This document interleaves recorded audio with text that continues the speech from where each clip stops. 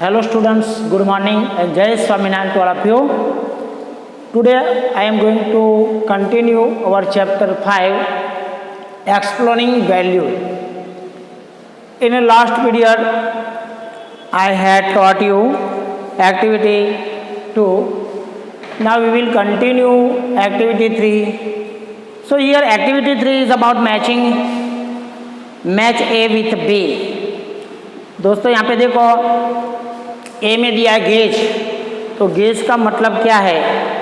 So you have to write what is mean by gauge.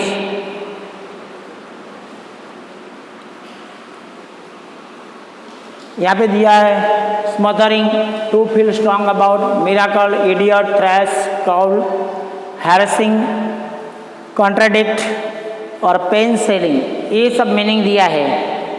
तो ये सब meaning का अर्थ क्या है? So you have to write the meaning. तो गेज का मतलब होता है लुक फिक्सडली. गेज का मतलब होता है दोस्तों look फिक्सडली.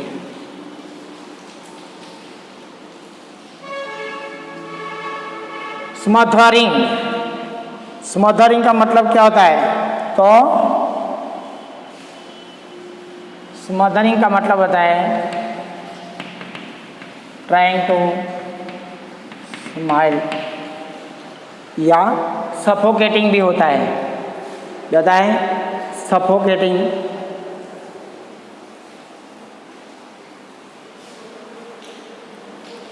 Then after to feel strong about,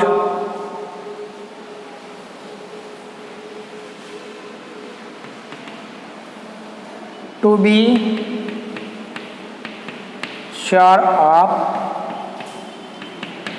something, to feel strong about, किसी के बारे में पक्का मालूम होना है. to be sure of something. then after miracle, miracle का मतलब क्या होता है दोस्तों?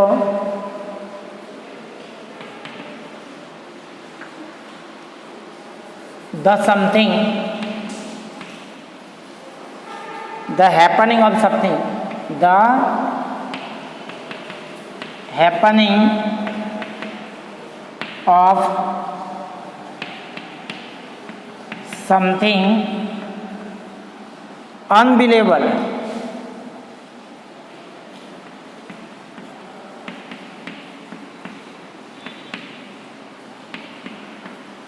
अनबिलीवेबल और unexpected.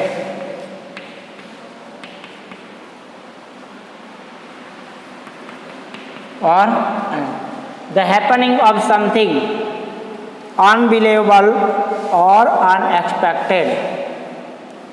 Now fifth number idiot.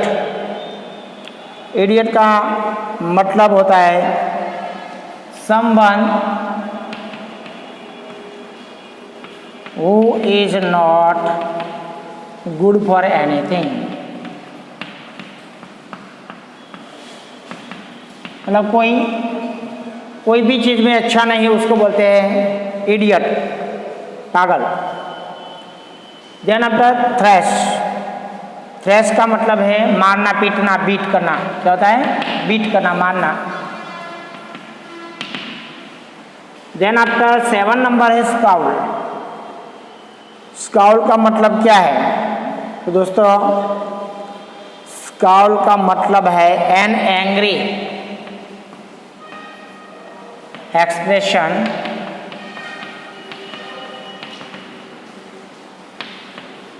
On the face. An angry expression on the face. बाद में है हैरेसिंग करना. हैरेसिंग, तो हैरेसिंग मतलब ट्रबलिंग होता है. क्या होता है? परेशान करना. कॉन्ट्राडिक्ट, कॉन्ट्राडिक्ट 9 नंबर कॉन्ट्राडिक्ट है, तो उसका मतलब है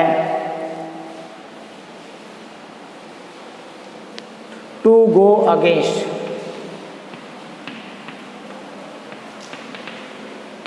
किसके विपरीत होना, प्लेन सेलिंग 10 नंबर है। तो to become easy, to become easy, इसका मतलब एकदम सरल रहना, प्लेन सेलिंग मतलब सरल बनना। So here we have completed activity 3। Now activity 4 is question answer, work in pair, answer the following questions. Orally आपको आंसर उसका लिखना है।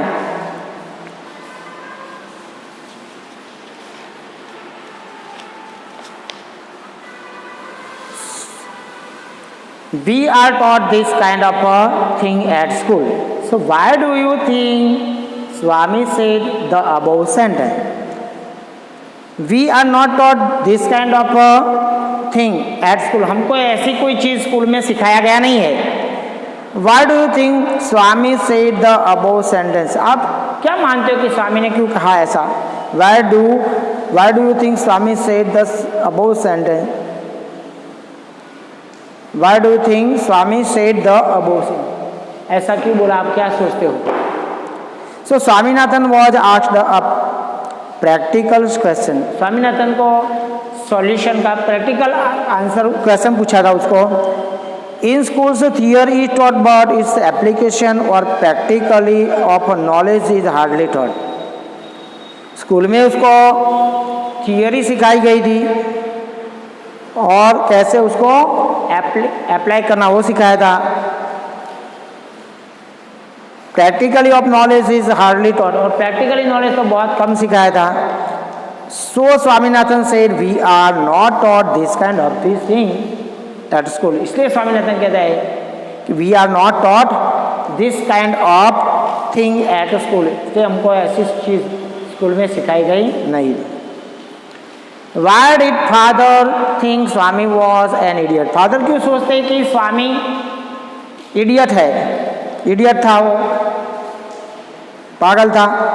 तो father taught that Swami was an idiot because he couldn't solve a simple problem even in simple proportion। एक simple proportion का भी ये solution नहीं कर पाए, इसलिए फादर उसको इडियट बोलते हैं। How did father make Swami give answer? Do you think he help Swami in arriving at the correct answer?